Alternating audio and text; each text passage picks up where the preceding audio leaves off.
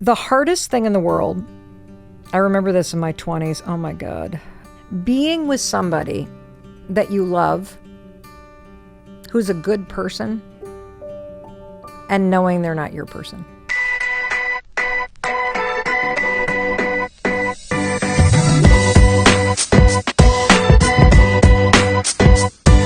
Ooh. Have you ever loved someone who was kind, loyal, but just not your person? Sis, this video cuts deep, and it's the clarity check you didn't know you needed. The hardest thing in the world, I remember this in my 20s, oh my God, being with somebody that you love, who's a good person, and knowing they're not your person. Having the courage to really see that. It's one of the hardest things in the world. Yeah, it's really hard when you know that man is just a good guy, has great character. He checks most of the boxes, but y'all not compatible.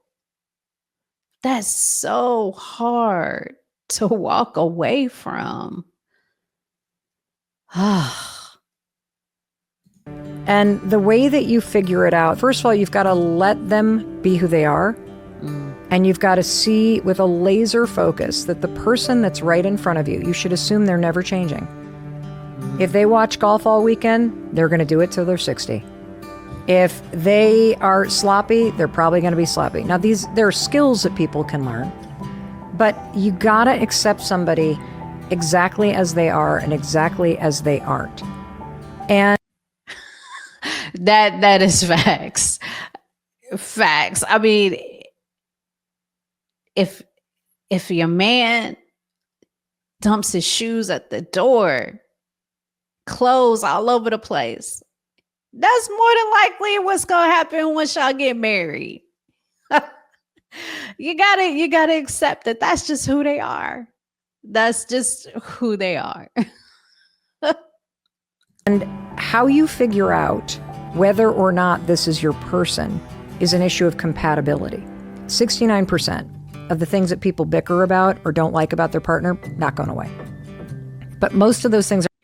Wait a minute. That's huge. Did y'all hear what she just said? 69%. That's more than half of what we bicker about our boyfriend, our spouses. It's not going to go away.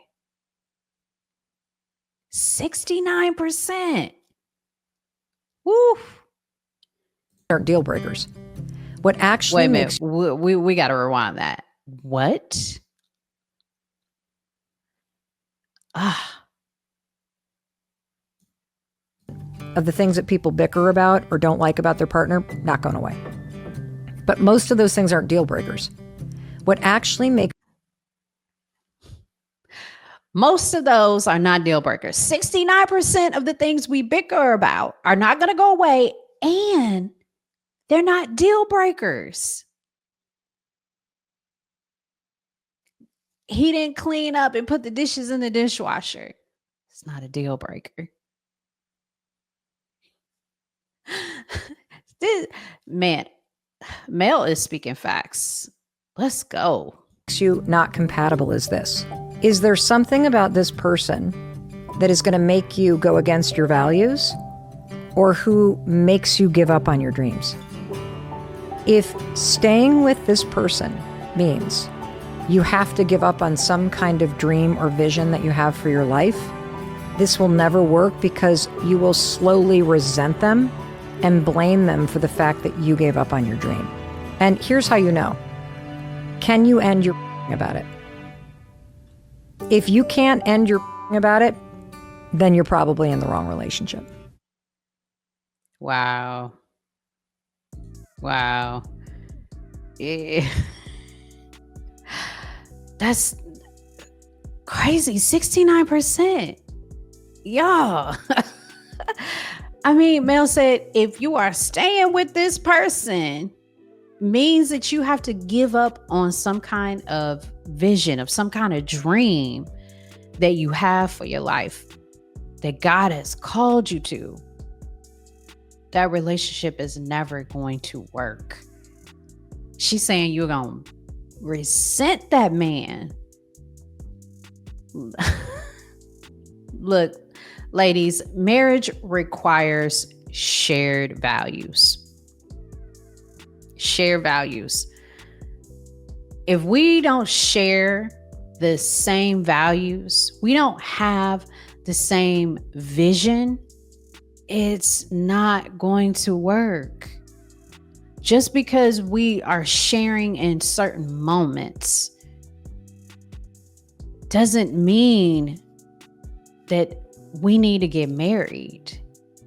We need to be equally yoked. We need to have the same vision.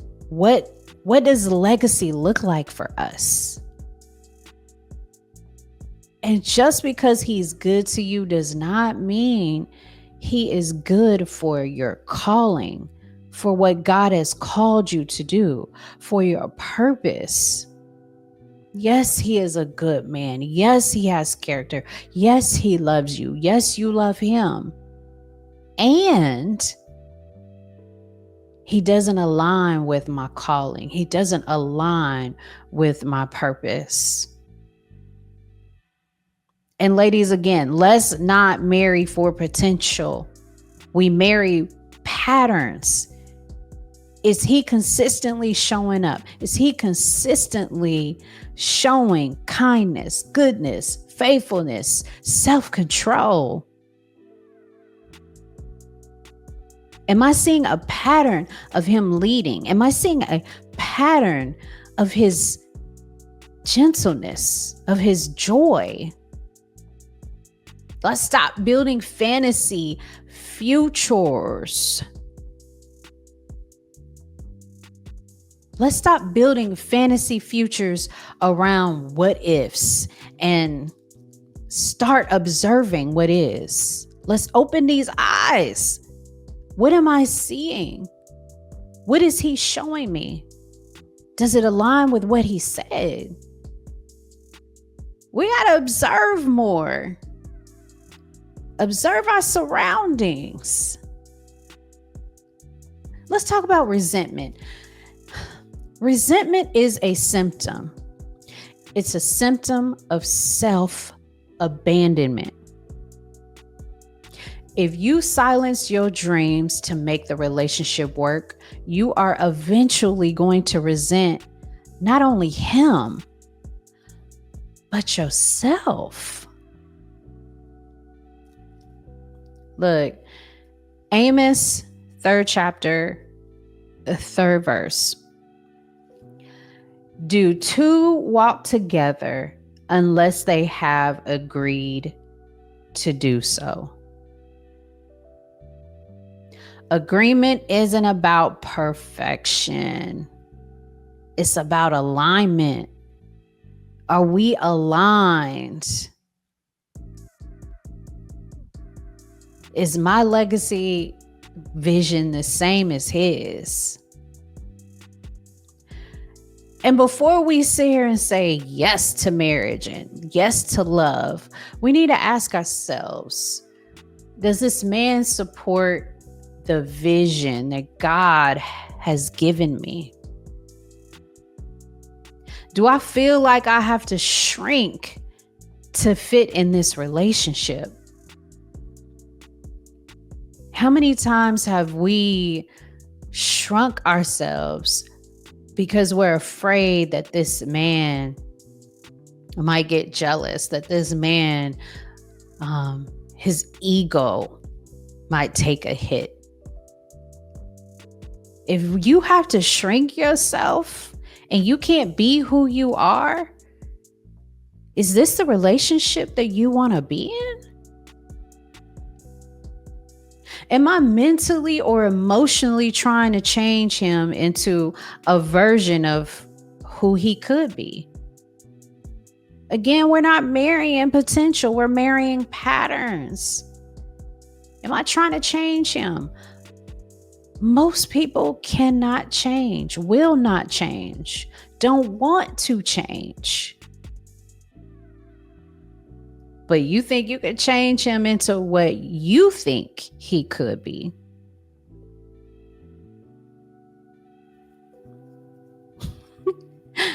The relationship's not for you. A tip. Here's a tip I want y'all. Take this tip. I want y'all to create a non-negotiables list. And make sure this list is rooted in values and not just vibes. Make sure this list is inclusive of the fruit of the Spirit. Love, joy, peace, patience, kindness, gentleness, goodness, self-control. Create that list and shoot it over to me. Let me know. I want to see y'all list. Sis, letting go of a good man isn't failure. It's not, despite what people may say around you. It's faith. Faith knowing that God is going to send you someone who does align with you, someone who is of good character. Letting go is not a failure, it's faith. And you're not rejecting him. You are protecting your purpose. Because you stay with him, you're going to resent him.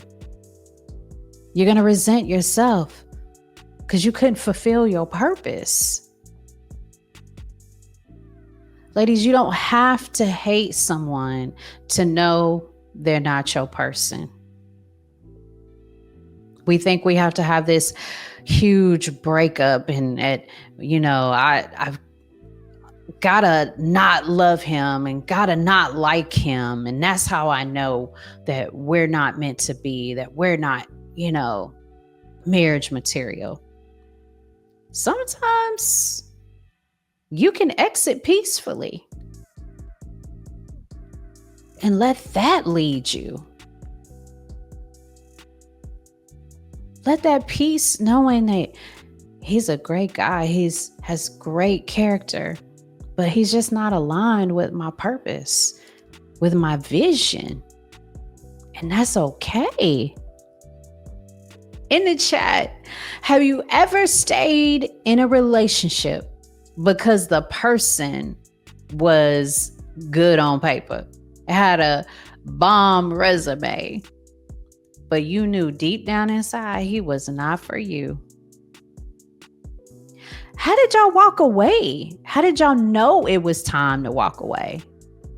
Because we can be so blinded by what we think about what others think. My mom says he's a great man and I need to stay with him.